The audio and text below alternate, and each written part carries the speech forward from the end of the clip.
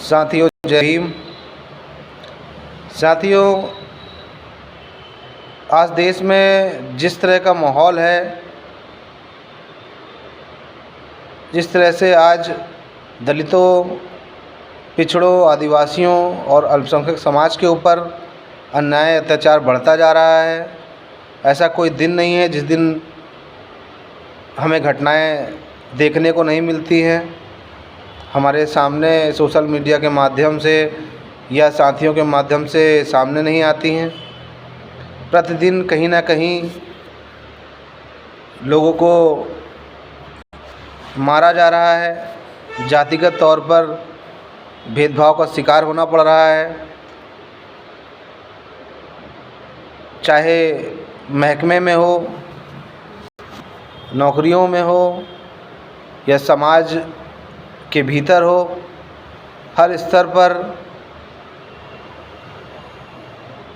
इन शोषित पीड़ित वर्ग के लोगों को दबाने का कार्य किया जा रहा है। शैक्षणिक संस्थानों में जो कुछ टीचर्स हैं उनको भी परेशान किया जा रहा है। जो कुछ डॉक्टर इस समाज के हैं उन लोगों को भी परेशान किया जा रहा है। तरह तरह से परेशान करके उनके मनोबल को तोड़ा जा रहा है। उनको एहसास कराया जा रहा है कि इस जगह जहाँ पे आज आप आ गए हैं ये जगह आपकी नहीं है। और उन सभी लोगों को जो महापुरुषों के आंदोलन के बाद कुछ हद तक पढ़ लिख कर बाहर आ गए, नौकरी करने लगे, कुछ आर्थिक रूप से संपन्न हुए, उन सभी लोगों को वापस उसी स्थिति में पहुंचाने के लिए मनुवादी मानसिकता के बैठे सत्ताधारी लोग कार्य कर रहे हैं। आज आप सोशल मीडिया उठाइए, मोबाइल चलाइए, कोई पत्रिका उठाइए, उसमें आपको मिल जाएगा कहीं हत्या, कहीं लूट, कहीं बलात्कार, कभी जबरन ज़मीन कब्जा हो रहा है, घर कब्जा हो रहा है और कोई सुनने वाला नहीं है। यह बहुत ही भयावह स्थिति है शूद्र समाज के लोगों के लिए, बहिष्कृत समाज के लोगों के लिए, जिनको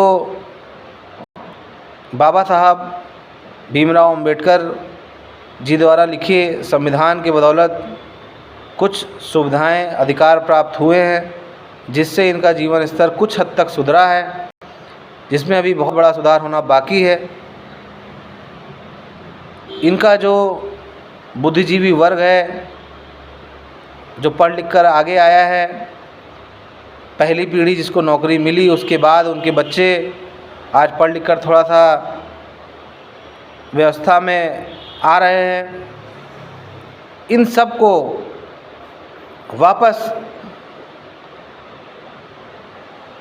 उसी व्यवस्था जहाँ से ये उठ के आए हैं उसी जानवरी अवस्था में पहुँचाने का कार्य लगातार सरकारों द्वारा, मनुवादी मानसिकता के लोगों द्वारा किया जा रहा है। और साथियों, हमारे महापुरुषों ने बुद्धिजीवी वर्ग का निर्माण किया, क्योंकि जिस विषमतावादी ब्राह्मणवादी व्यवस्था को बदलना चाहते थे और सामाजिक परिवर्तन करके समतावादी व्यवस्था स्थापित करना चाहते थे, उस व्यवस्था को स्थापित करने के लिए बुद्धिजीवी वर्ग का निर्माण बहुत ज़रूरी था। इसलिए हमारे महापुरुषों ने बुद्धिजीवी वर्ग को बनाने के लिए, मजबूत करने के लिए, इस आंदोलन को आगे बढ़ाने के लिए कार्य किए। और जिस अनुपात पे उन्होंने कार्य किए उसी अनुपात में यह सामाजिक परिवर्तन और आर्थिक मुक्ति का आंदोलन आगे बढ़ा। जिस बुद्धिजीवी वर्ग को हमारे महापुरुषों ने तैयार किया, वह बुद्धिजीवी वर्ग जिसको ये आंदोलन आगे बढ़ाना है, जिसको संगठित करने का काम हमारे महापुरुषों ने उस हद तक किया, अपने जीवन काल में लगातार वो करते रहे, क्योंकि वो जानते थे कि जो व्यवस्था परिवर्तन का उद्देश्य की प्राप्ति के लिए इस लोगों को संगठित किया गया है या इस वर्ग का निर्माण किया जा रहा है, यह लोग जब शिक्षित होंगे और कुछ समर्थ होंगे तो अपने जातिगत भाई जो पीछे छूट रहे हैं, इनको आगे उठाने के लिए, इनके जीवन को बेहतर करने के लिए आगे आएंगे और प्रयास करते रहेंगे कि हमारे जो भाई पीछे छूट गए हैं उनको हम आगे लाएं, उनके जीवन को बेहतर बनाने के लिए कार्य करें, उनको सुरक्षा प्रदान करें। यह मंशा हमारे महापुरुषों की रही। लेकिन साथियों, आज का जो माहौल है, वर्तमान समय में जिस तरह से हम देख पाते हैं, जो स्थिति हम लोग महसूस कर रहे हैं, देख रहे हैं, लोगों के बीच में जा रहे हैं, बुद्धिजीवी वर्ग के बीच में जाते हैं, कर्मचारियों के बीच में जाते हैं, कुछ जो कथित रूप से कुछ मजबूत लोग हैं, उनके पास हम लोग जब जाते हैं, जो इस समुदाय से ही निकले हुए लोग हैं, जिन्होंने आरक्षण का लाभ लिया, जिन्होंने बाबा साहब के संविधान के बदौलत जिनको व्यवस्था में आने का मौका मिला, जिनको प्रतिनिधित्व मिला, वो लोग, वो बुद्धिजीवी वर्ग क्या अपना कर्तव्य सही से निभा रहा है? यह एक बहुत बड़ा प्रश्न है। क्योंकि हम जाते हैं और जिस तरह के जवाब हम लोगों को मिलते हैं, जिस तरह का आचरण बुद्धिजीवी वर्ग के कुछ लोग करते हैं, जो इस मिशन को समझते नहीं हैं या समझना चाहते नहीं हैं, जानबूझकर आंख बंद करना चाहते हैं, जो सब समझते हैं लेकिन वो करना नहीं चाहते हैं, क्योंकि वो अपने व्यक्तिगत हित में पड़े हुए हैं, अपना स्वार्थ देख रहे हैं। तो ऐसे लोगों को वापस फूले साहू अम्बेडकर की विचारधारा के साथ जुड़ना चाहिए, क्योंकि उसी विचारधारा से आपका और आपके समुदाय का भविष्य जुड़ा है। साथियों, सबसे महत्वपूर्ण प्रश्न ये है कि क्या ये अनुसूचित जाति, अनुसूचित जनजाति, पिछड़ा वर्ग के निर्मित जो बुद्धिजीवी वर्ग है हमारा, क्या ये अपने महापुरुषों के इच्छा के अनुरूप कार्य कर रहा है? इसकी सक्रियता कितनी है अपने समाज को आगे ले जाने में? कितना ये अपना समय समाज को बेहतर बनाने के लिए दे रहे हैं? जिस समाज से निकलकर आज आगे आए हैं, उस समाज को बेहतर बनाने के लिए, उस समाज के लोगों के जीवन को बेहतर बनाने के लिए कितना कार्य कर रहे हैं, कितना समय दे रहे हैं? क्या गाँव में जाते हैं? साथियों, सच बड़ा कड़वा है। जो बुद्धिजीवी वर्ग जिसको इस आंदोलन को आगे ले जाना था,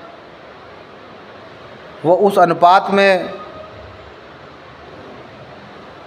इस आंदोलन से जुड़ा नहीं है। हाँ, ये ज़रूर है कि कुछ अम्बेडकरवादी लोग, बुद्धिजीवी लोग हमारे साथ जुड़े हैं या अन्य संगठनों से जुड़कर इस व्यवस्था परिवर्तन के लिए कार्य कर रहे हैं, लेकिन बहुतायत देखा जा रहा है बुद्धिजीवी वर्ग में आज वो अपने ही समाज के लोगों के साथ भेदभाव कर रहे हैं और उनको निम्न भावना से देखते हैं, उनके बीच उठना बैठना पसंद नहीं करते हैं। यही कारण है कि आज जिस तरह से घटनाएं बढ़ती जा रही हैं, जिनसे उम्मीद थी वो सामने नहीं आ रहे हैं। गांव में कोई जाता नहीं है, आज पूरे गांव से निकल कर लोग शहर में आ गए हैं। ठीक है, आप शहर में आए हैं, नौकरी कर रहे हैं, रह रहे हैं, व्यवस्था अपने बच्चों को पढ़ा रहे हैं, ठीक है, लेकिन क्या कभी गांव में जाकर लोगों को समझाने का कार्य किया है? गांव में मोहल्लों में जाकर लोगों के बीच में बैठे उनका दुख दर्द जानने की कोशिश किया है, या अपने बच्चों को भी एहसास भी उन्हें दिया है कि हम आए कहाँ से, हमारी स्थिति क्या थी, हमारे जो लोग पीछे छूट गए उनकी स्थिति क्या है, उनकी बेहतरी के लिए क्या होगा। मैं समझ पाता हूँ ऐसा नहीं हो रहा है। अब लोगों ने अपने लोगों से दूरियां बना ली हैं, और सिर्फ दूरियां ही नहीं बनाई हैं, शर्म के साथ कहना पड़ता है, मुझे दुख के साथ कहना पड़ता है कि जिस व्यवस्था की लड़ाई के लिए इनको लड़ना था, जिस समाज से ये लोग निकले हैं, उस समाज के लोगों को ही ये उपेक्षित भाव से देखते हैं और इनसे दूरी बना कर रखते हैं। और ऐसा सिर्फ मेरा ही नज़रिया नहीं है। अगर आप देखेंगे इतिहास में तो बाबा साहब ने 1956 में ही इन लोगों को पहचान लिया था, और रामलीला मैदान आगरा में 1956 में उन्होंने कहा था कि इन पढ़े लिखे समाज के लोगों ने मुझे धोखा दिया। मैं समझता था कि ये लोग अपने समाज की बेहतरी के लिए कार्य करेंगे, लेकिन ये लोग जिनको हक अधिकार मिले वो लोग उस अनुपात में कार्य नहीं कर रहे हैं, अपने समुदाय के बीच में नहीं जा रहे हैं। इस तरह की बातें बाबा साहब ने अपने भाषण में 1956 में ही कह दी थी, क्योंकि बाबा साहब आप जानते हैं सिंबल ऑफ नॉलेज हैं, पूरी विश्व के सबसे विद्वान व्यक्ति थे, आज भी हैं। उनके जैसा विद्वान का आज तक कोई हो नहीं पाया है। वो सब चीज़ें समझते थे और बहुत जल्दी परिस्थिति को भांप लिया था उन्होंने। आज जिस तरह से वर्तमान स्थिति में अत्याचार शोषण चरम सीमा पे है, तो इन बुद्धिजीवी वर्ग के लोगों को अपने असहाय भाइयों का हाथ नहीं चाहिए। इनको अपने महापुरुषों की इच्छा के अनुरूप इस मिशन में वापस लगना चाहिए, क्योंकि ये मिशन बहुत बड़ा है। ये आंदोलन बहुत बड़ा आंदोलन है जिसमें सभी की ज़रूरत है। सभी को अपने सामाजिक दायित्व का निर्वहन करना चाहिए, उसको भागकर अपने घर परिवार निजी स्वार्थ में रहकर समाज के साथ धोखा नहीं करना चाहिए। समाज के लिए भी अपने दायित्व का निर्वहन करना चाहिए, क्योंकि जो ये पीड़ित शोषित लोग हैं, ये आपसे उम्मीद करते हैं कि ये हमारे समाज के लोग जो आज बाबू बने हैं, अधिकारी बने हैं, डॉक्टर बने हैं, इंजीनियर बने हैं, बड़ी बड़ी पोस्टों पे बैठ गए हैं, जाके कुछ अनुपात में ही बैठे हैं, वो कुछ तो हमारे लिए करेंगे, हमारी बहुत बेहतरी के लिए हमारे साथ आएंगे। तो साथियों, मैं उस बुद्धिजीवी वर्ग के लोगों से भी अपील करना चाहता हूँ, उन्हीं से मैं अपील कर रहा हूँ कि कृपा करके आप लोग भी बिरसा, फूले, साहू, अम्बेडकर की मानवतावादी विचारधारा को आगे बढ़ाने में लगिए। इस विषमतावादी व्यवस्था को परिवर्तित करने का जो काम हम लोग कर रहे हैं, इसमें हर अम्बेडकरवादी का जुड़ना ज़रूरी है, तभी इस लक्ष्य की प्राप्ति हम लोग कर सकते हैं। साथियों, देश में हर क्षेत्र में आज गैर बराबरी की व्यवस्था व्याप्त है।